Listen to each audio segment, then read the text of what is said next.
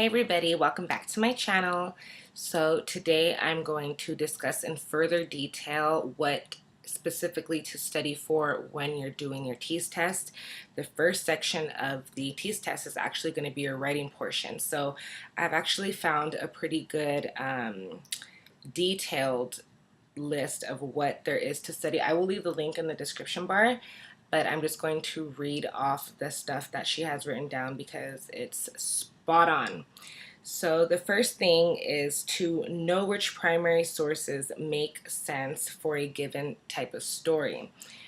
Also be able to distinguish fact from opinion, which is a big one because I remember getting several questions on that. Next, you want to make sure you can discern the difference between styles of stories given. For instance, if it's narrative, if it's a persuasive, if it's figurative, you want to be able to know exactly what kind of story is being told. Next, you want to summarize sentences, and for this you really want to choose which sentence best fits the story that's you're reading. Also, you want to understand what you can logically conclude from a story. That was huge. It's a lot of critical thinking. Next, you want to identify the author's intent and purpose. Pretty much, what is the author trying to say? What is the story that's getting across? You also want to identify whether the writing is persuasive, entertaining, informative, or expressive. It's not super hard. The reading section isn't that bad. You want to also be able to identify text structure, as is it problem solving, sequencing, cause and effect, description, stuff like that. Next, this was a big one, follow a set of directions to get to a specific endpoint. That's pretty much they're testing you.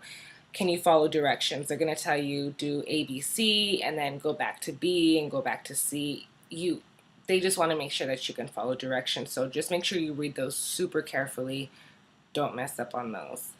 Next, you want to identify information based on a label. So they'll probably give you an example of like a recipe. Again, it's really just following directions. You also want to decipher the meaning of a word based on its context in a sentence. That's important because there was so much vocabulary, and I thought that I studied my vocabulary well. There was a lot of vocabulary, and for those you kind of have to figure out the words that you don't know, you usually figure out by kind of reading the sentence. Okay, it could possibly mean this. So that was a big one. Reading a thermometer. I always use the little digital ones, so I was like, I don't think I got those right. And also directions and map reading. You really want to be cautious with all the directions and stuff like that.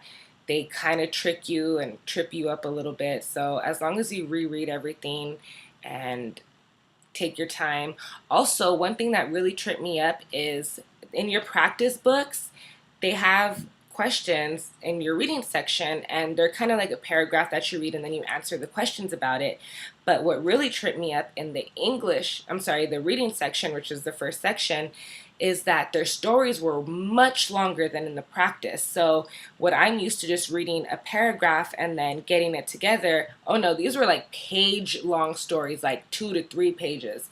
So definitely you want to expect that. I had no idea, and that tripped me up and that messed me up on my time. But overall, the reading part wasn't too difficult. Just I would strongly suggest that you do your vocabulary and read everything super duper carefully, but also pace yourself.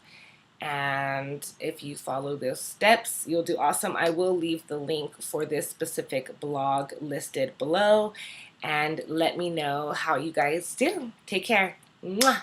One love.